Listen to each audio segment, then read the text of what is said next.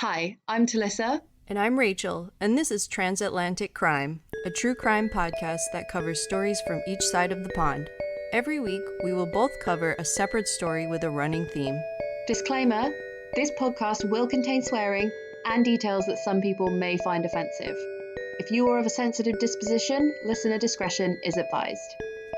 Welcome to Transatlantic Crime. Crime. So close.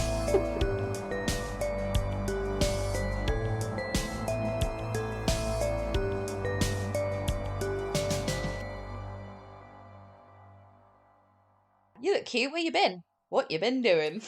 I don't know if you have this over in England, but you can volunteer at a yoga studio and then you get unlimited classes. No. We don't have that here. Yeah. That must be an LA thing. Well, I've seen it in other places around America. What do you have to do? You just clean and do laundry. It's a hot yoga, so they have towels and all that kind of stuff. And that's such a good money saver. I know, right? And it's 4 hours a week every Saturday, and I get unlimited classes. I can go whenever I want. That's amazing. I've never done hot yoga. I think I might die. I'm quite sweaty anyway. I don't handle the heat well. I'm cold all the time, so it works out for me. Yeah, also when I exercise, I go a shade of red that no human should go. I look like I've been dipped in a vat of boiling oil. I honestly look like a burns victim. And people were like, "Are you okay?" I'm like, "Yeah, I just exercised for 30 minutes. Thanks." Yeah. And then it takes me 4 hours to cool down. But that's really cool for you. You'll have to let me know how it goes. Yeah. Is it Bikram yoga or is it just hot yoga? Both. Are they the same thing?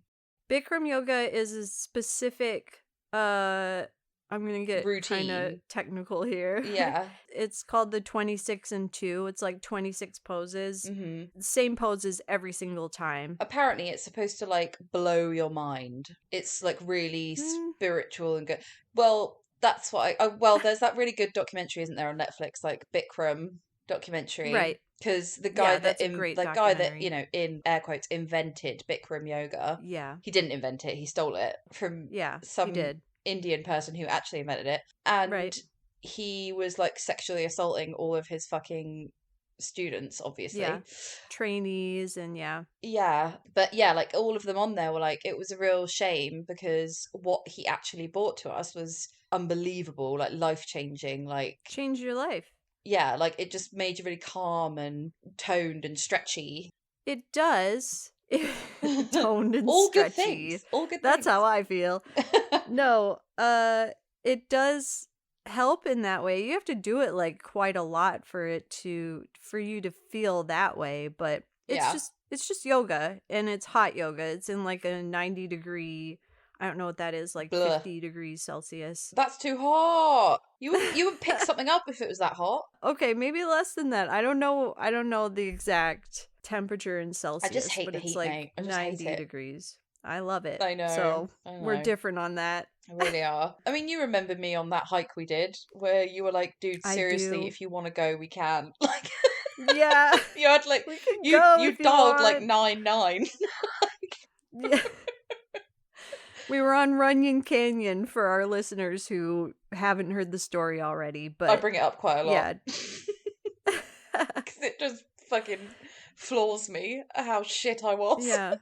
On that particular, because that was when I was traveling, and everywhere I went, somebody was like, do you want to do a hike? I was like, what? England, there is no, people don't hike in England. They probably do, but not people I hang out with. And then I went to Australia, my friend Lorraine was like, let's do a hike. I was like, no more hiking.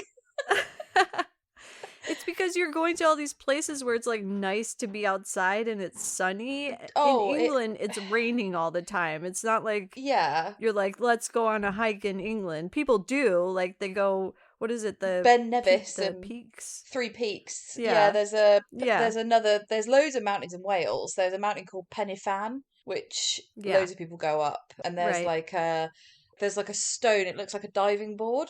And it comes off the mountain. And I don't know if it's natural or if someone put it there, but apparently my boss did the hike up the mountain. And he said people were queuing to get their photo taken on this diving board, Really? like rock. That's kind of scary. Windy up there. I don't think I'd do What are you it. doing? Yeah. So yeah, I'm off to Poland, Rach, and it's going to be lovely and Amazing. chilly there. I was looking for. Have you got it planned out? Yep. We just need. Oh, excuse me. Sorry, I've just had a Barocca. Safety first. I just need to. Oh, they don't sponsor us, by the way. But if they want to, I fucking love a Barocca. Sure. Don't have that here. Oh, it's like so it's like an effervescent vitamin tablet that tastes of orange. Vitamin. Yeah, vitamin. Vitamin? An herbal vitamin. So yeah, it's a vitamin tablet that you just like. It's just like fizzy water, like fizzy orange water that you drink in the morning, and it makes you feel like great because it's got vitamin B in it or something. It's like a flavored Alka-Seltzer, kind of. Kind of, yeah, but it's just like vitamins and like good for you. I swear by them. Yeah, Carly's like, dude, they're not a doctor. They're like, and I'm like, anything. I'm like, you should probably have a Barocca. She's like, not everything is fixed with a Barocca. I couldn't hurt. That's like growing up, my dad's answer to everything was gargle hot water and salt. What? Just, yeah. Got a sore throat? Gargle hot water and salt. Are you constipated? Drink hot water and salt. Ugh. Are you, like, anything? Like, not feeling well? Gargle hot water and salt. And it reminds me of... Yeah, 12-year-old me was like, gross. No, I don't want to do that. No. Give me Tylenol. Yeah. Cheaper. But yeah, it reminds me of that scene in My Big Fat Greek Wedding where the dad is like, his answer to everything is spray Windex on it. Oh, really? Like, if you have a zit, spray some Windex on it. Good tip. If you have a cut, spray some... Oh, no. I don't think so. I don't know if that is a real thing. Don't listen to this podcast and then go do that. No, we are not doctors. This is not medical advice. But that's you with your Barocca. That's me with Barocca. I think it fixes everything. Or you can get like own brand Barocca, which is like 79p. An actual Barocca is about £3.50 a tube. So it's the price difference is staggering for the same thing. Right. Don't waste your money. Don't waste your money. Just buy Aldi Barocca. So I was working at my mum's house. This is the longest, pointless, most reason why, but had to drop a dog off because we're going on holiday. But yeah. Anyway, I've got this really bad habit of like sitting on my legs when I'm in a chair. Like I'll tuck one foot under me. Yeah. I get told off for it all the time because it gives you really bad circulation, and then you get up and you've got a numb leg. So I try and stop myself doing it. Anyway, did it at my mum's, and then I got up, and you know when your leg is just completely fucking dead, it's just like flopping around. Oh yeah. Yeah. Yes. I did that, and I walked into the kitchen, and I like rolled my ankle, and I heard a massive crack, and I was like, "Oh no!" Owie! And now my ankle really fucking hurts, and I've got to walk around Poland on it. And I was just like, "Oh, it's fine, it's fine. It doesn't hurt. Literally, like I'll just be walking around and I'll be like, ow." Yeah, you're going to be a tourist. You're going to be walking around the city. You should rent one of those motorized scooters. Yeah, apparently you can rent scooter things. Right. Which reminds me, I got loads of recommendations from listeners, and amazing. People were like sliding into my DMs being like, "Oh, in Poland you should do this." I was like, "How do these people know I'm going to Poland?" They're like, "Oh right, they listen to the fucking podcast." So I love that. Yeah, thank you for awesome. those. Thank That's you, really listeners. nice. Report back I will. next week. I will, definitely. Yeah, I've got to crack on because I've got to fucking pack my bag, and it's late here. It's like, well, it's late for me. For me, it's like bedtime. It's like 8 p.m. It's noon for me. Okay. Poland, yeah. So this week we did a Polish episode, right? Well, you did Poland. I just chose another European country. Okay, good. As long as we're roughly on the same page, and like that's fine. As long as we've got a story, that's all good. Yes, and we both have stories. Yeah, so we thought we'd branch a little bit further out because it's been a year. Times are tough. We're trying to scrape more subjects, and again, it really does test you trying to think of something new every time. Also, listeners, we love hearing what you like listening to. If you have theme suggestions, if you liked a theme that we've done before and you want to hear another story in Oh, that for the love of theme, God, tell us. us. Yeah. Yes. For the Australian. love of God. For the love of God, people.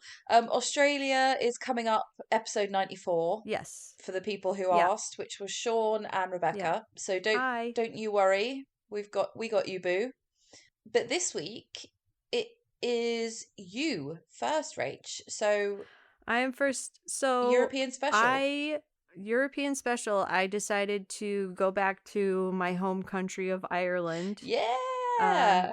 Yeah, and actually there are a lot of, when we moved there in the early 2000s, there were a lot of Polish immigrants who moved to Ireland who were working. Yeah. So, kind of a coincidence. So this story is just kind of horrible, but I remember when it happened. Really? When we first moved. Yeah. Wow. When it was in the news. Okay. And I'll tell you a specific point where I remember what happened. Okay. So, Rachael Collali was born on October 10th, 1973 in Dublin, Ireland. Her mother was 17 at the time of her birth, and she gave her up for adoption. Super Catholic. So, yeah. She was adopted by the Collali family, Rose and Jim, and they had 4 other adopted children. So she was joining 4 other adopted kids. There were 5 of them total. Nice. Which, how big of hearts do those parents have for adopting 5 children? Yeah, well, Amazing. I mean, if you can't have children naturally and everyone around you has like 12 kids anyway, then you'd be like, fuck, send them in. Yeah, that's true. I mean, we don't know their story of like why they adopted, but maybe that was it. Everyone had loads of kids though in Ireland at that point. Right. This was the mid 70s. So growing up, the family were very close with the 2 girls and 3 boys. Rachael was very close to her younger sister, Anne, and the 3 brothers were very protective of their sisters. Cute. Rachael was bubbly, and she wanted to be a part of everything. She was popular in school, and she loved playing sports. She was also really tall. She was like 5'11". Wow. Blonde, beautiful. Yeah. When she was 17, she started working in Arnott's. Have you ever been... Well, I guess they don't really have that in England. I don't know what it's that like is. it's owned by the Selfridge company. Oh, so it's like Selfridges. store. Yeah, department store. If you're American, like Macy's or Kohl's. So it's like, you can cut that out. Or you can tell the story. It's a funny story. Like, I would love for everyone to know it. No, I feel like we've told it like 2 or 3 times Have already. we? So Yeah, we have. All right, okay, whatever. Yeah. Coles. I'm going to cut all that out. Okay. Maybe. Or go back and listen to our other episodes and listen to the Coles story. Okay. So she's working at Arnott's. That's where she met 19-year-old Joe O'Reilly, who also worked there. Joe, he had a different upbringing to Rachael. His parents separated when he was young, and his dad left the family and moved to England. So it kind of left Joe, he was the oldest, to be like the man of the house.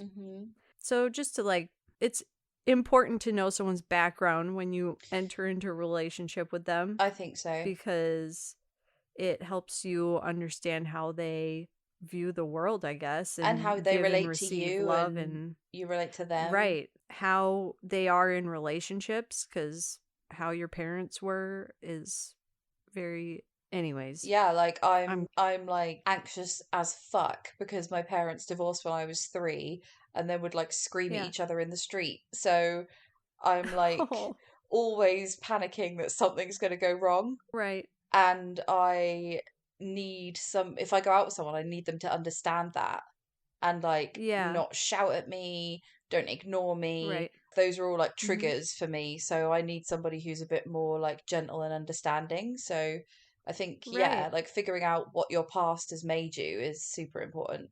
Definitely. And for me, I come from a huge family and I'm the oldest, and I was kind of like another parent. So you don't want to be parenting any fucker anymore. Exactly. I'm tired. Yeah. I'm already tired of parenting 8 siblings. My brother Ben. Yeah, I need someone who understands that I need to relax Yeah, and like have fun. my brother Ben, he's the same. He's the oldest, and he's always like, I'm really fearful of like letting people down and like failing. Mm-hmm. And Yeah. I'm like, Yeah. dude, People pleaser. nobody, you're doing a great job. Like, don't worry. And he's like, Yeah. I can't help it. Yeah. Like, it's just how I feel. Right. And that's because, It's ingrained in you. that's because he had to look after Yeah. everyone. Yeah, so it just kind of explains the dynamics of Joe and Rachel. She was 17, he was 19. She came from a loving family, and he came from like a single mom and, just being the man of the A house. broken So, home. yeah. So Joe was friendly and ambitious. He didn't want to stay working in the department store for very long. He wanted to make money and move up. Yeah. He noticed Rachel straight away for her height. She was 5'11" and he was 6'4". Tall family. Ooh. Yeah. Cute tall He asked her couple. out several times. Yeah, they were. Although he's not. He ain't all He that. just looks like a regular. He's really not. He acted like he was. Yeah.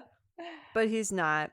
He asked her out several times, but she turned him down until he found out that she was on a softball team, so he decided to join the softball team as well. They began dating shortly after that, and they got serious quite quickly. He proposed on the Eiffel Tower in Paris, and they were engaged for a few years before they got married in 1997. Okay. So early 20s.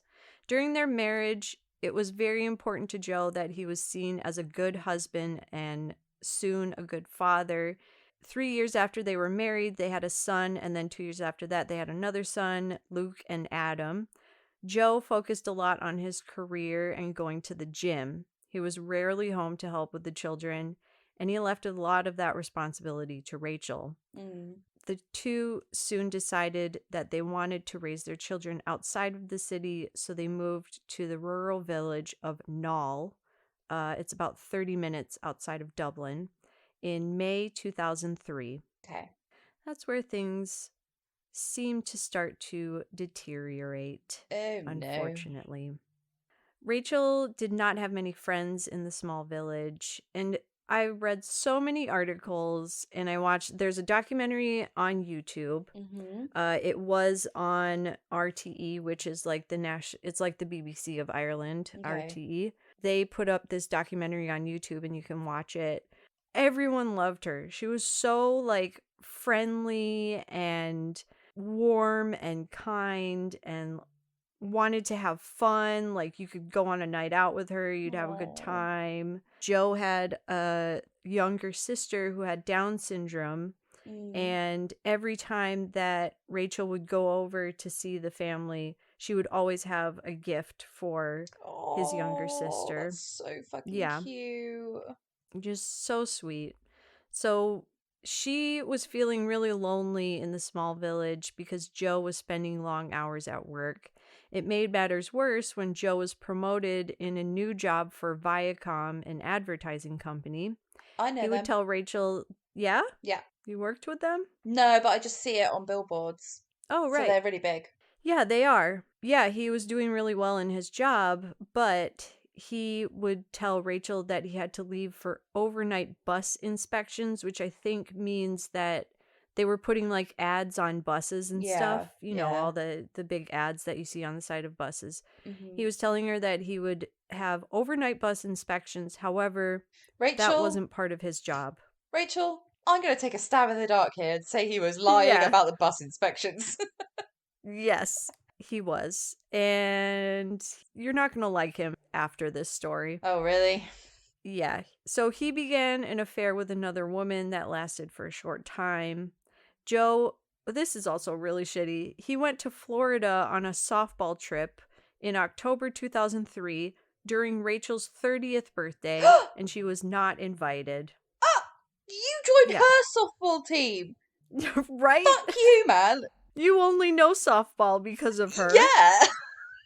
If it wasn't for Rachel, you wouldn't even play softball? Exactly. I hate you, Joe. I'm about to tell you all the different shitty things that he did leading up to what happened. Okay. So he skipped out on her 30th birthday. Almost a year later, Rachel planned a holiday for the family, so them two and their 2 sons, in August 2004.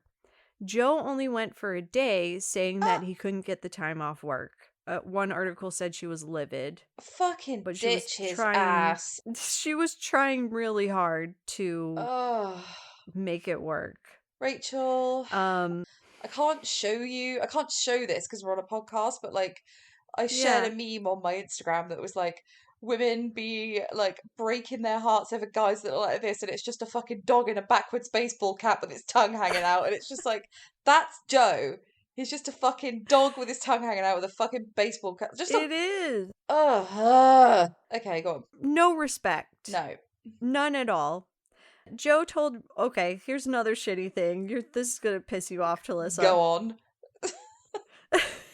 Joe told Rachael he had a bad shoulder, in quotes, and his physiotherapist told him not to wear his wedding ring anymore.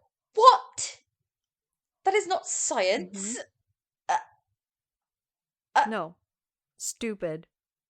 Ridiculous. I'd like a second. Do you know what? I just couldn't even be fucked to argue at that point. I'd just be like, okay, that's where we're at, is it? But they explained, and in this documentary, which came out this past year in 2021, they did say how, like, you know, early 2000s, things like gaslighting, things like manipulation, coercive toxic control. behavior, coercive control weren't known. We didn't know. No. If you didn't know these red flags, you wouldn't know that these were red flags. No, and I mean, sometimes, like, she's not at this point, I don't know, but she hasn't really been with anyone else, has she? That's her only relationship. Yeah, they got together when they were teenagers, so yeah, that's true. She's willing to probably put up with a lot more shit because she doesn't know that she could get better. And right. And they have 2 sons. Yeah, and it doesn't they seem bought a like house. Those things don't seem like huge deals in, you know, that's not divorce material, is it? In tiny chunks. But put it all together. A year after another. Yeah. Exactly. Yeah. And, well, and they said he was probably manipulating her all the time. Calling her crazy. And he was. Yeah. He was putting her down a lot, which we'll talk about. So he stopped wearing his wedding ring, and he began another affair with a woman from work. Her name was Nikki Pelly. He was virtually an absent father and husband, leaving Rachael to do everything from the parenting to everything around the house, like DIY, cleaning. She was doing and planning everything, and he was just, I guess he was, the only thing he was doing is, and I think some Giving her money? fall into this. Yeah, they think, oh, I'm providing, so that's all I have to do. And when basically you're being you're like a slave. Yeah. You're like a very badly paid housekeeper and nanny. Right. Because I saw that happen to my cousin. Her partner, before they broke up, she stayed at home and looked after the kids, cleaned the house, organised their entire fucking life. The house was spotless. She did loads of errands. She sorted out all the bills. All he fucking did was go to work. Right. And, okay, he earned good money. But she was fucking exhausted. Yeah, and it's fine if that's how lots of people live that way and make it work that way. But you can't treat the other person like shit. You can't. No. You know, if you gotta say like, I'm great. Thank you for looking after our kids and cleaning the fucking house and making me dinner. Like, you're an angel, right? And vice versa. If someone's working all day, thank you for working. Like, what can I do to help? Yeah, how was your day? Yeah. Thank you for cleaning it. Exactly. Yeah. So it works for a lot of people, and it has worked for centuries. Yeah. It's just women's unpaid labor gives me rage. Yeah. In this case, too, when someone is treating you like shit on top of you doing everything to keep the family together. Yeah. It's not a great place to be. So she did everything. When they had company, Joe would belittle Rachael in front of them, criticizing her mothering skills and making fun of her weight. What? Yeah. Again, in the 2000s, you could say stuff about people's weight and people were like, oh, well. I know. It was normal. I'm so glad it's not okay now. I know. Because I am fatter than I've ever been. Well, it doesn't matter. Your weight doesn't matter. No, it doesn't in matter. the You're right slightest. at all. It matters that you're not a shitty person like Joe. Yeah. Okay. So needless to say, Rachael was not happy, and although she didn't share too much with her friends or family, they suspected that she began telling Joe that they were reaching the end of their marriage. He was getting increasingly angry, and that's how, like, friends and family could kind of tell, like, maybe she's standing up for herself a little bit. Joe, however, had different views. He took a stance that parents should never split up, probably from his childhood. Yeah. He just made that rule, like, no, this will never happen. Yeah. However, he was sending really horrible emails to his sister, another sister, on the side, complaining to her that Rachael was an unfit mother and that he was repulsed by her. And if they split, he would want full custody of their sons. Oh my God. Yeah, in this documentary, they show little bits of the emails, and he's just calling her the worst names and criticizing her cooking. I always and think just as well, like, nothing you want from what are your loved one. what are you bringing to the table, Joe? Right? Look like Brad Yeah. Pitt, do you? Got some funny jokes? No. Whiz in the kitchen? Didn't think so. Right. Yeah, exactly. What do you got here, Joe? Yeah. Not a lot. So he was saying that to his sister. Despite the rumors and arguments, Rachael eventually told her friends that she didn't love Joe anymore, but she would try and make it work for their sons. No. Sad, but That's she horrible. was trying. So all of that leads up to a horrible day. Okay. On the afternoon of October 4th, 2004, a week before her 31st birthday, Rachael failed to pick up her children from play school. The school called Joe, who was working. He left 3 voicemails on Rachel's phone that day, which you can listen to in the documentary. I'll get the name of that by the end of this so that people can watch it. I definitely want to watch it. Yeah, it's only like 45 minutes too. It's not very long.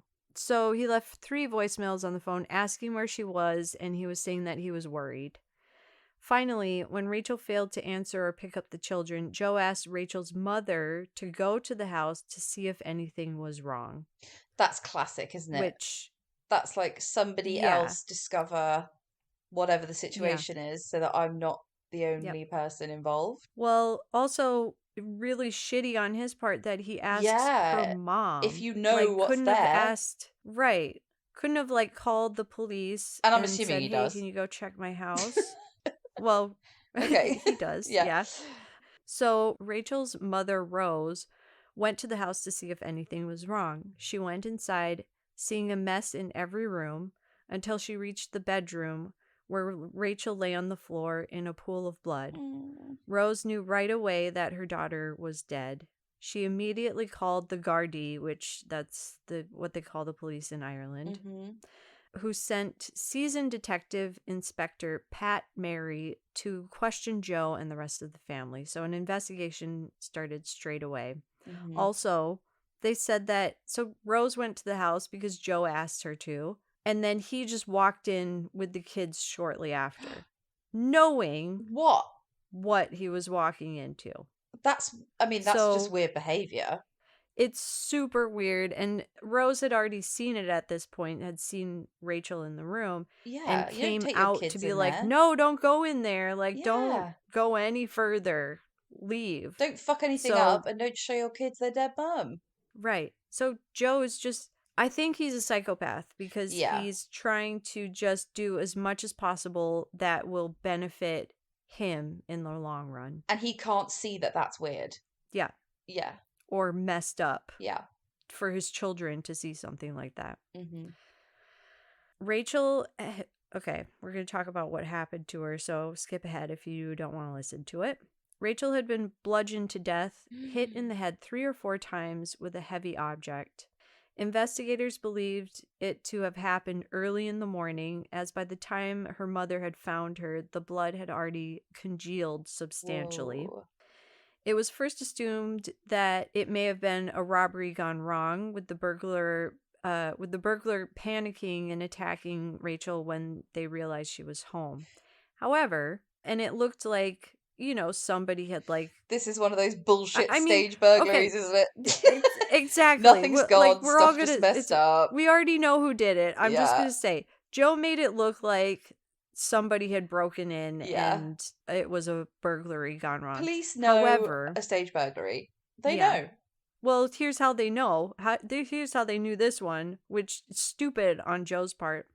Detectives found a large amount of money, €800 cash, What? in a container just in the kitchen. Idiot. It was just there. What an idiot. And so that was easily discoverable if someone was going to rob them. And they also found a further €400 cash in Rachel's purse, which that's the first. If you're going to rob someone, you're going to grab their purse. Yeah, of course. Woman's handbag straight away. All the cards, all the money. Right. Yeah. So those were still there. So men never think about women's purses. We've said this before.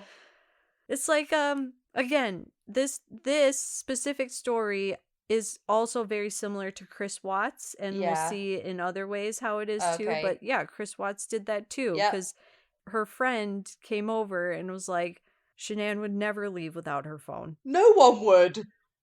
No. Fucking moron. Anyway. Right. So, in questioning Joe, at the time, he had a solid alibi. He got up that morning and he went to the gym between 5 and 5:30 in the morning. Jesus. Where he met with a friend. That's scary. From the gym. What? That gym? Scares me. You'll never see me in the gym at 5 a.m. This is a psychopath. No, sorry, go on. It's true. I don't know how some people do that. No, they're a different breed. No. Yeah.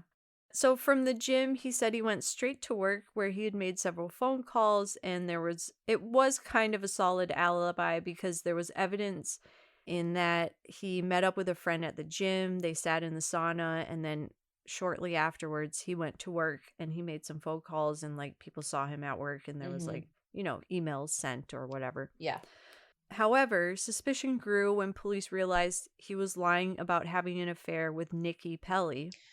Yeah. Rachel's family also became increasingly suspicious for several reasons, one of them being that Joe had gone back to the house after the murder had happened, and he told the family that it made him feel better to go there, like it made him like face it. What? Or something. Yeah, that's what what her family were like. Just a lizard in a man suit, like trying to act like a human. Yeah. Well, here's even more so. He ended up sort of reenacting what he, in quotes, thought had happened OJ.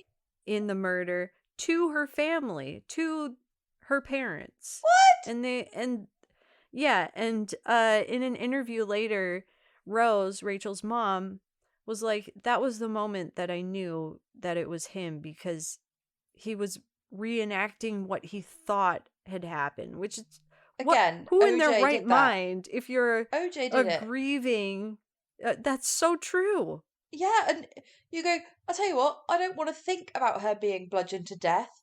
I don't want to think about that at all. I want you to find out who's done this. Right. I don't want to picture anything to do with that. I definitely don't want to reenact it in front of you like fucking Amdram. What? Right. Can you imagine her horrified parents' faces being like, what are we watching right now? Yeah. Why isn't he stopping? Oh my god. Please stop. There's a... Oh, I'm not going to get into it. What? Don't tease me like that. There's this politician in America, and they made like a funny meme out of it because he had done this speech to like a bunch of Republicans, I think. Yeah. And he finished the speech, and then somebody like held up a sign and it said, "Please clap." Oh god. And because like no one knew to clap. So that's just what I think of when I think of Joe reenacting this thing, and his then he parents just holds up a little sign. And yeah, please clap for my reenactment. Basically, that just screams, me, me, me. Look at me. Yes. I know what happened. Me. Yeah. Applaud me for figuring it out. Yeah, yeah. That's what it seems like. Yeah. So, okay. Here's how it gets into Chris Watts territory. Well, he's already having the affair, right? So that's... He's already having an affair. Yep. Yeah. Luckily, he didn't do anything to the children. So in the weeks following, Joe O'Reilly agreed to several interviews for the press. 3 weeks after Rachel's murder, Joe agreed to have a journalist, Jenny Friel, along with her photographer, come to the house, where he talked about how devastated he was and how much he wanted the killer to be caught. He then asked Jenny Friel if she wanted to see, in quotes, see where it happened. And he walked them through the house to the bedroom. It was 3 weeks later. It was still a mess. Oh, God. There was still blood on the walls and on the floor. And he knelt down next to the bloodstain on the floor and pointed out where she had been found. No. To the journalist. Stop it. And you could read an article from Jenny Friel, and she talks about that, about how at that point, her and her photographer were not saying anything. Horrified. They were just horrified. And she said she went into the bathroom, she excused herself and just had nausea from being in that room. He's almost I don't know, come into my house and giving them a guided tour of what has made him famous. That's exactly what they said. Yeah, that's exactly what they said. They said it was like a weird, twisted, haunted house tour. Yeah. If you're going on TV, all you fucking care about is finding the person that did it, right? Mm-hmm. You're like, okay, so, if anyone has any information, and then the journalist goes, can I see the bloodstained carpet? Absolutely fucking not. No, I am nowhere near that house. No, I don't want to go anywhere near that room. Yeah. Right. So Joe does that interview with the journalist, Jenny Friel. He then posed for photographs for the photographer. He sat on a kitchen chair with a sad expression, holding up his hand to show how he was still wearing Rachel's wedding ring on his little finger on his left hand. Oh, the physio said it was all right, did they? Now. I didn't even think about that. If anything, pop an extra ring on. Right. Fuck me.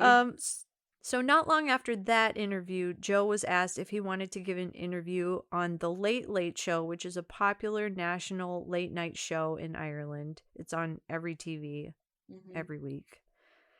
Joe convinced Rose, Rachel's mom, to join him. He lied to her and said that the Gardaí thought it would be good for them to go on TV and ask the public for help in finding Rachel's killer. Oh my God, you can't. Right? So you can watch this interview where Rose, she looks so uncomfortable. She's sitting next to Joe as he's talking. You could tell he has this excitement of being on TV. Yeah. Which is just gross. Duping delight. So is what they call it. Yeah.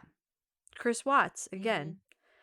So they're both talking about their experience and wanting to find the killer. She's answering questions and stuff like that, but every time Joe talks, she's just side-eyeing him. Later on, Rose said that she knew at that point that Joe had done it. She said in that interview, I just knew. After the taping, the show offered both Rachel's parents and Joe a hotel room for the night. However, and this was kind of the straw that broke the camel's back in the police figuring this out, because up until this point, Joe was saying he hadn't had an affair. Him and Rachel had been solid. Joe turned down the hotel room, but he asked the limousine driver who had picked them up that night if he could drive him to the home of the woman he had been having an affair with, Nikki. Such an idiot.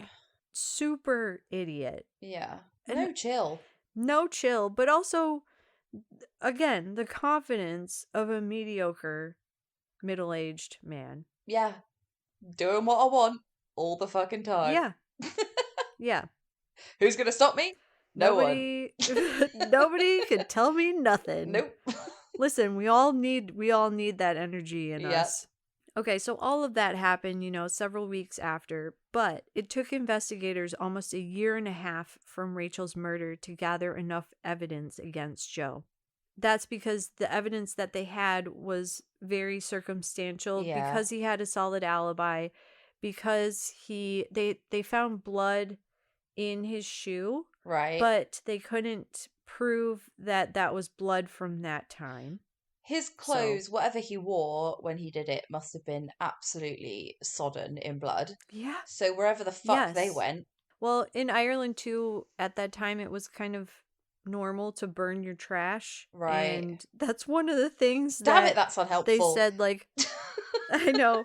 They said Rachael did all the cleaning. The only thing that Joe did from time to time was burn the trash from the house. It's quite a good alibi. He probably did that.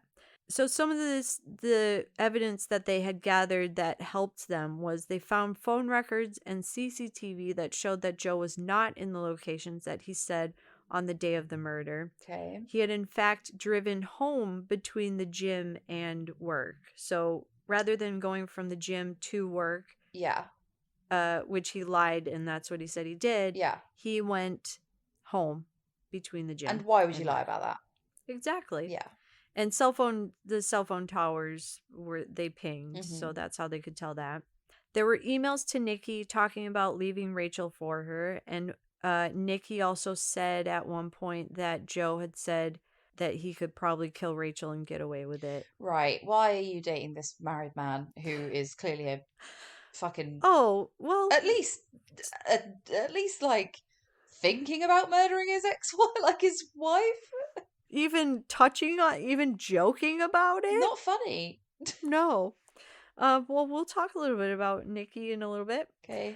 So a witness also recalled that Joe told him the day after the murder that no sexual assault had taken place on his wife's body, even though the post-mortem did not take place until the following day. So he had told someone this. Yeah, and he wouldn't know that. He wouldn't have known that. That was kind of the final straw for the police, that little witness statement saying, like, how would no one would know that other than the investigators.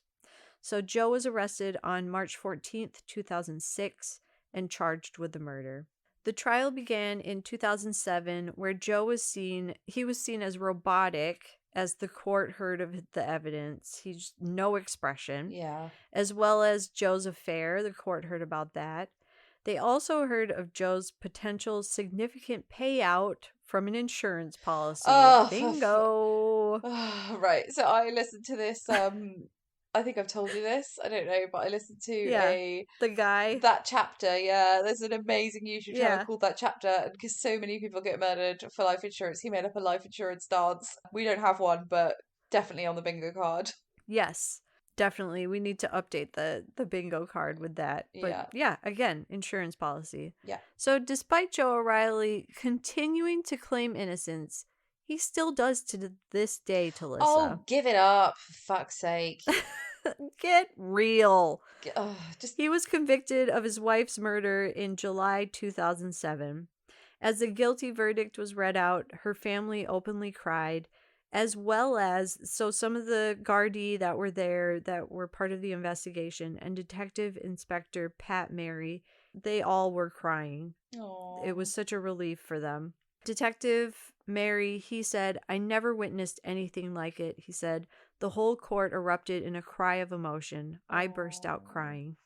Also, you're a dick because you pled innocent, which meant that you put them through a trial. Wasted their time. Their time. They had to look at fucking photos. They had to hear what happened to her again. Yep. And also, if you don't admit to doing it, you're never going to get out. So just fucking do it. And anyway, carry on. Sorry. Tell the truth, people. Yeah. Quit lying. So Joe O'Reilly is now serving his sentence in a medium security prison in Wheatfield in Clondalkin, Dublin. It is rumored that Nikki Pelly still visits him. Nikki, get some self-respect. For the love of God, woman. Come on.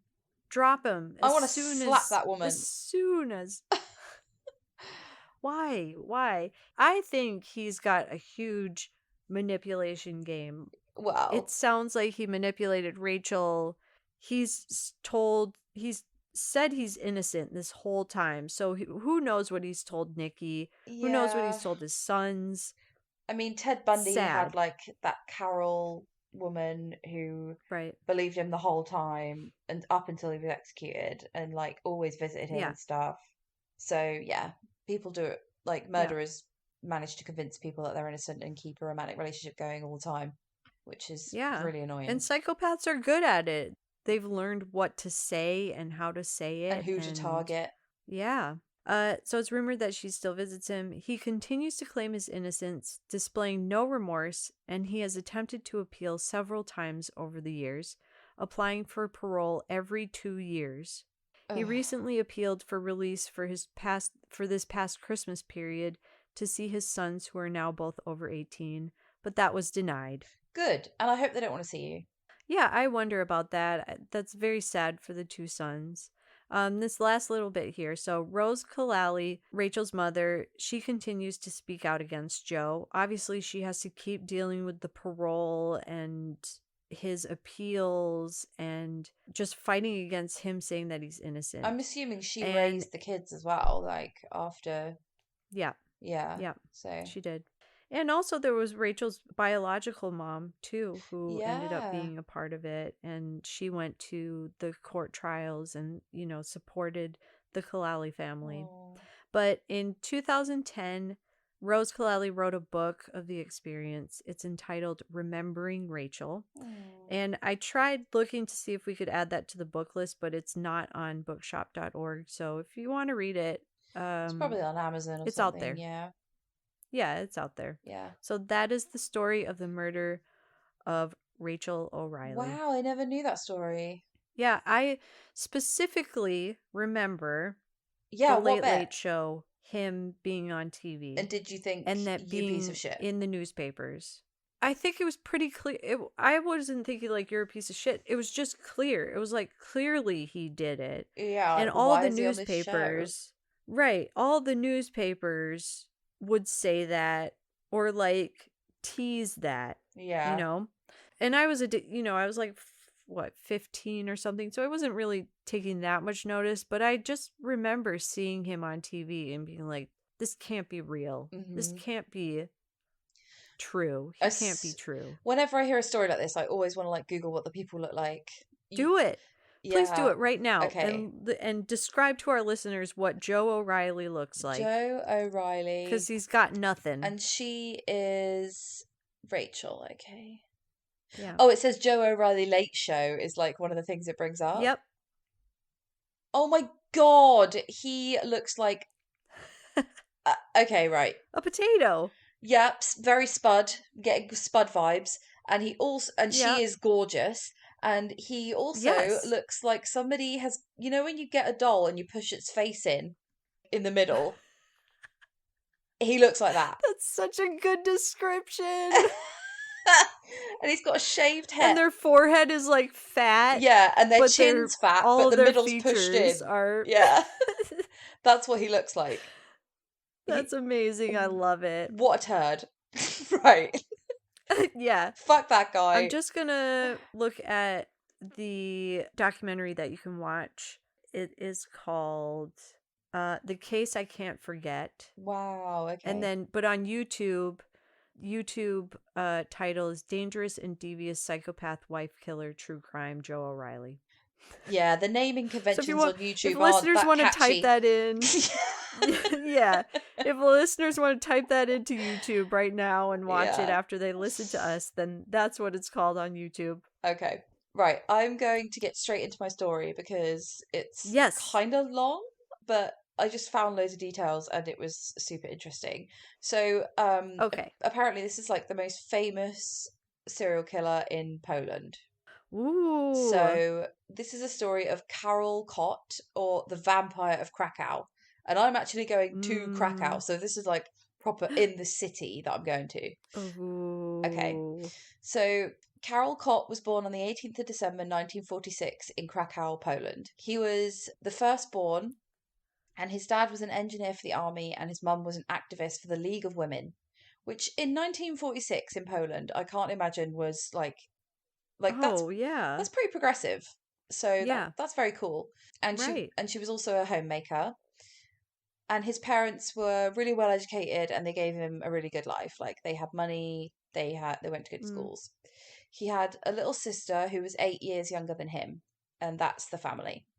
Okay. So they would go on holiday each summer to a place called, and I don't know how the fuck to say this, it's called PCIM, Pekim. Kim. Okay. Yeah. And please forgive me, all the Polish people. Like, basically, I thought to myself, I'm going to get on Duolingo and I'm going to try and learn some Polish before I go. That is Oh my fucking hard. gosh. That shit is difficult. Yeah. Like, I can't Yes. pronounce anything properly. So I was like, I'm just going to learn how to say thank you, hello, and cheers. Oh, that's nice. Yeah, so Can you say it now? Nope. So Okay. I'm going to write it down on a cheat sheet that I'm just going to carry around with me. Write it on your hand. Yeah. Yeah, he went on holiday to a tiny village that was south of Krakow, and it just had 4,000 people living there. So that's where they go for their little family holidays. And he would get really bored during these holidays, and then he found himself hanging around the butcher's shop and watching animals being slaughtered. Oh, creepy. Creepy little kid. So he began to get a fascination with knives and blood. And just to warn everybody, like, this is a really gory story. There's a lot of blood. Okay. If you don't like that, then God, why are you listening to this? So he would find pleasure in watching the life drain out of the animals. And once he was dared to drink some of the still warm blood of a pig by one of the workers at the abattoir, which he did. And then he basically started enjoying that. Oh, he started enjoying it? Yeah. No. I know. So he offered to help kill the calves, and then he would drink the blood of them as well, apparently. So stop it. I know, it's grim. No. So this is the vampire part of his story. That's why he got that name. Okay. So when he wasn't on holiday and he was a child, he'd find small animals to torture and kill in his spare time, like frogs, chickens, and magpies. And he would torment his sister's cats, and he started collecting knives and anatomy books. He was also fascinated by the history of the concentration camps around Krakow and said, I dreamed about mass murder in gas chambers, roundups, and dividing people, and I wanted to murder all women. Which is weird, because his mum was like for the League of Women. So I wonder if that... Right. Yeah. I wonder if that had any influence on...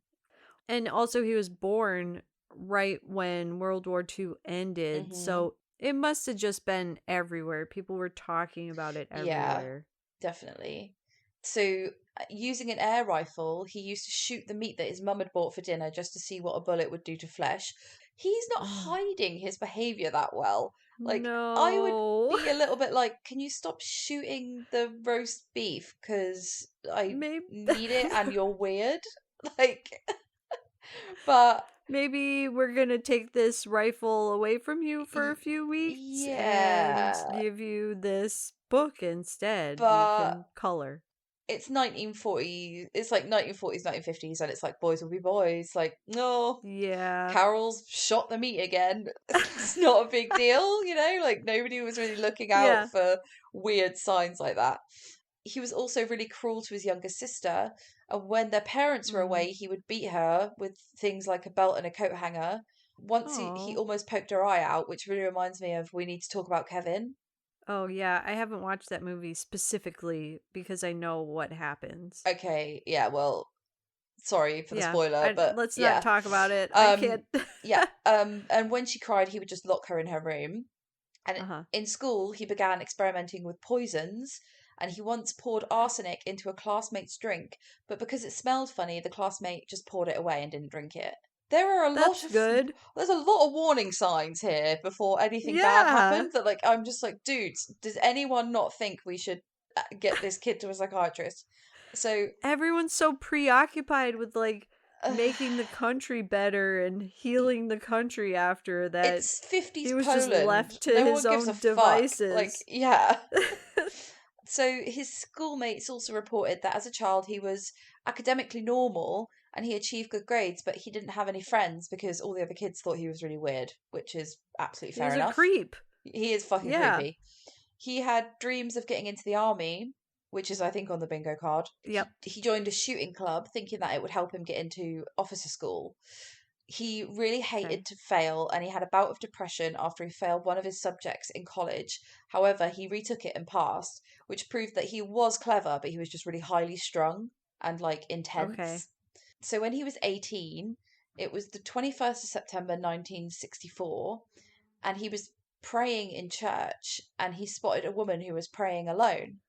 She was called Helen Velgan, and she was on her knees with her back to him and her eyes closed.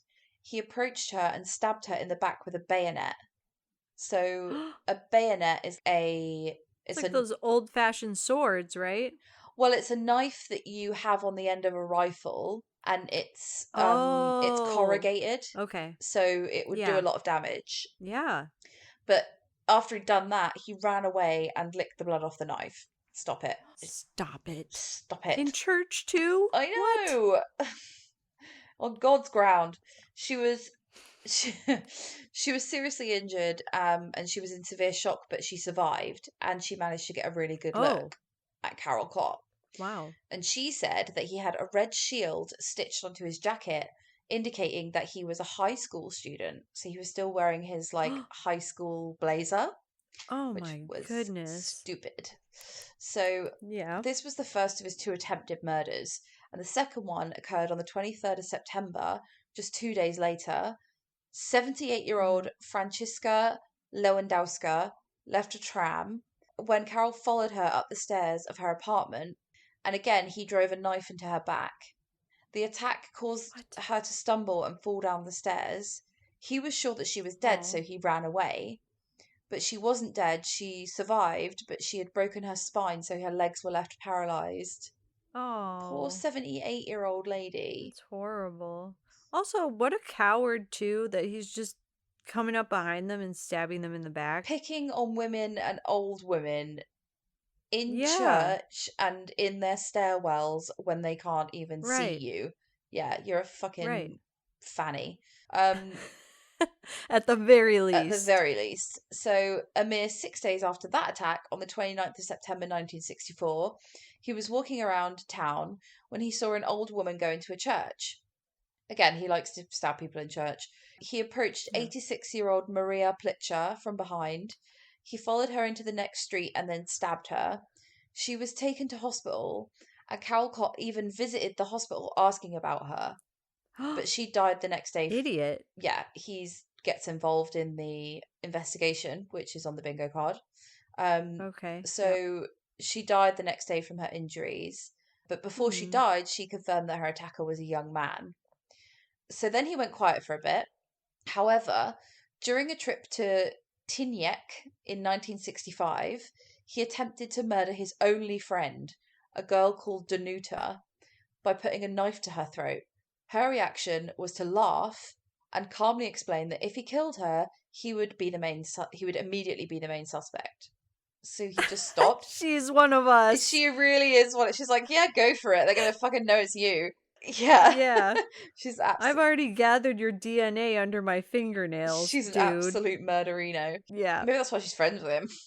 So just after a year and a half went by before he attacked again on the 13th of February 1966, some children were having a toboggan contest on a local hill when Kott stabbed 11-year-old Leszek Kalik to death. No. And apparently, like, it was really crowded and noisy, and all the kids were like screaming and having fun and stuff. So he just grabbed him, stabbed him 11 times, and then just walked off, and like no one even noticed. Again, an innocent child, old lady, woman in church. Yeah. Do it to a grown man and see what happens, bro. Exactly. So he went through a spell. Then after that, he went through a spell of attempting to poison random victims. So he went to a local bar where they served food and put some arsenic into a bottle of vinegar and left it on the counter. And then he was just waiting there hoping that someone would use it, but nobody ever did. So, well done. He tried this trick a few more times with open bottles that he left lying around in bars, but thankfully they were all just collected and thrown away. So that didn't work. Good. During this time, it was recorded that he attempted to plot 4 other murders and 3 acts of arson, but they never came to fruition. So yeah, he's setting fires now. Yeah, which is bingo. And he's writing stuff down in his diaries and that's getting him in trouble. So bingo again. He is just this is just bingo, like similar to my guy, Joe O'Reilly, who's just like doing all these things out in the open with the confidence Yep. of somebody who could just Yeah. get away with shit. It's so weird. So, on the 14th of April 1966, he went to a block of flats and sat on the wall and just waited for a victim to come along. And then, when 8-year-old Malgosia came down the stairs to collect letters from a No. post box, Kott grabbed her and stabbed her 8 times in the stomach, back, and chest. Malgosia managed to get away and get back to her house, and she was taken. Whoa. Yeah, she was taken to hospital, and the doctors managed to save her. Amazing. Stabbed 8 times in the stomach, back, and Yeah. chest. How shitty of a stabber is he that Pretty shit. he I'm like assuming that he's you not can't kill an killing 8-year-old. anyone? Or she's just a really fucking hard 8-year-old. Yeah, that too. Yeah, so on the 18th of April, 4 days after that incident, Cott went back to the flats and he asked Malgosia's mum what her name was and if she was okay. So he just can't stay away. Oh, yeah. So the police were under great pressure now to find the attacker because they were like, right, a little girl, this has gone too far. So they increased the number of police patrols in Krakow, and officers were told to pay specific attention to young men behaving strangely. Good luck. So Yeah. Well, there's this guy over yeah. here. So investigators recognized the pattern in the attacks, which was the killer always acted alone. He only went for victims weaker than himself and attacked suddenly, inflicting stabs to the abdomen and upper back. There was never anything taken from the victims, and the attacker never spoke to them. It was known that he was a young man, and they did have a good description from a taxi driver who had witnessed one of the attacks, but still they were having no luck. So when the newspapers published a photograph of the young boy that Cott had killed, he was really proud of himself. And he went to Danuta, who was his only friend, if you remember, the one he tried to kill. Yeah. And the murderino. Yeah, and he was saying to her, this was me. What? He planned to wallpaper his entire room with photographs of the boy. Danuta didn't believe his story and was like, what the fuck are you on about?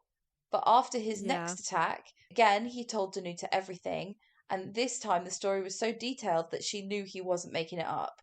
He was arrested on the 1st of June 1966 after a horrified Danuta went to the police. Yeah. Good job to her. Yeah. So the day before he was arrested, he had taken his MATRA exam, which is the equivalent of like A levels or like your high school diploma. And it's taken so that you're allowed to go to university.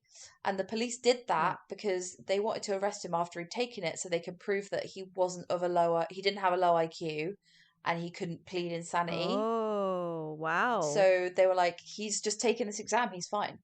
So Smart. Yeah. So they searched his house and they found a stash of weapons, like all sorts of, he just collected knives. He was taken in. Where are his parents?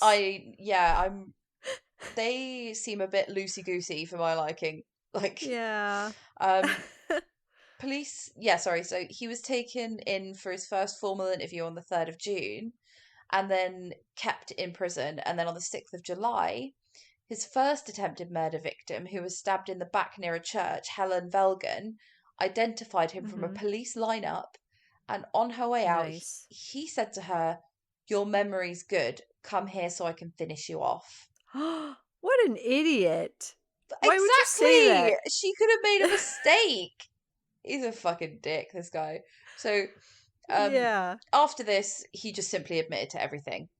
So, he was charged with 2 murders, 10 attempted murders, 4 by knife and 6 by arsenic, and 4 acts of arson. Puzzled as to why anyone would act like this, police employed a number of expert witnesses to find out the reasons for his behaviour. In an interview, he was asked if he was aware of the fact that murder is a crime.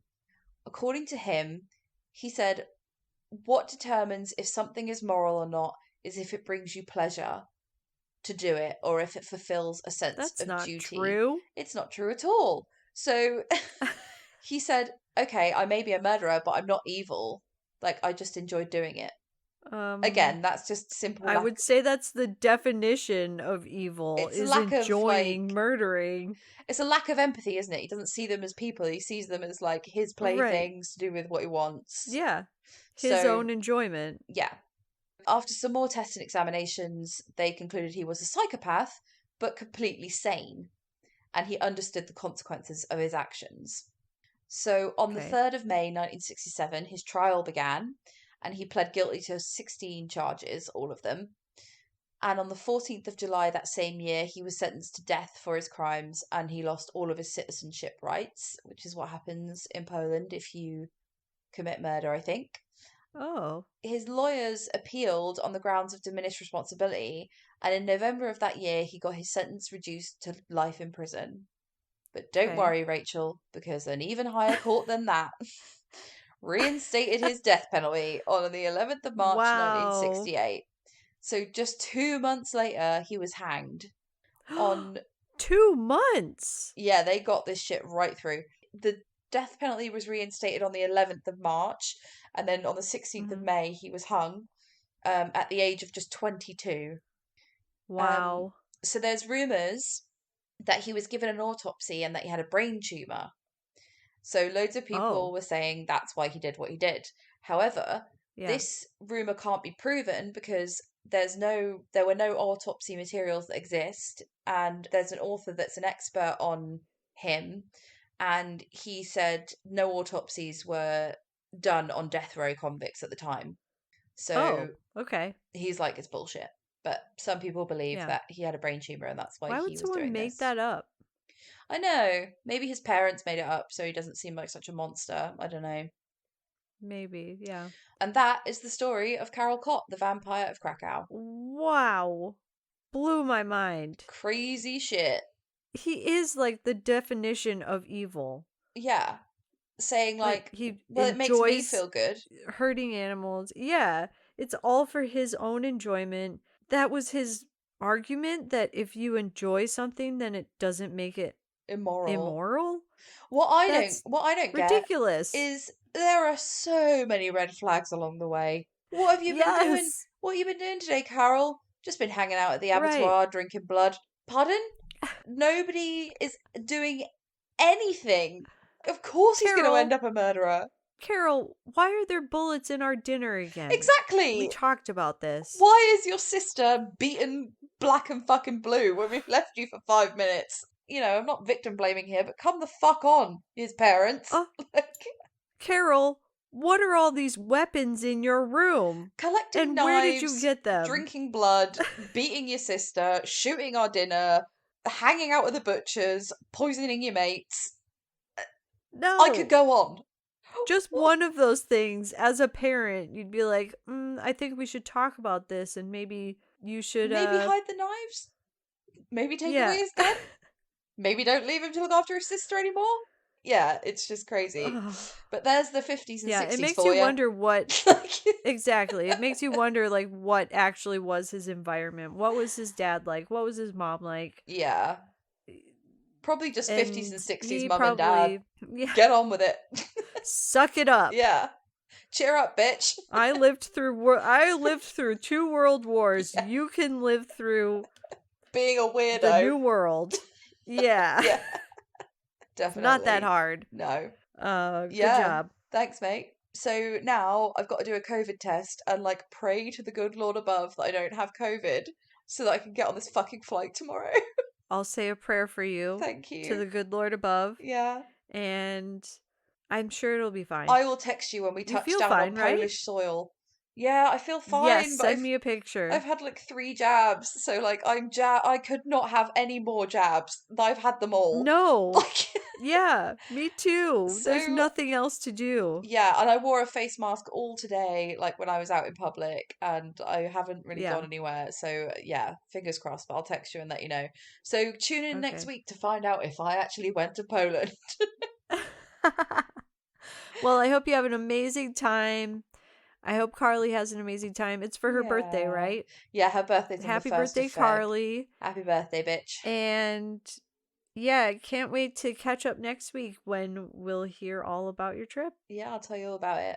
All right. Love you. Bye. All right. Bye. Bye. Thanks for listening to Transatlantic Crime this week. If you liked what you heard, please rate, review, and subscribe. And if you'd like to follow us on social media, you can find us on Twitter at TransatCrimePod, Instagram at Transatlantic Crime, and on Facebook with Transatlantic Crime Podcast. Thanks, bye.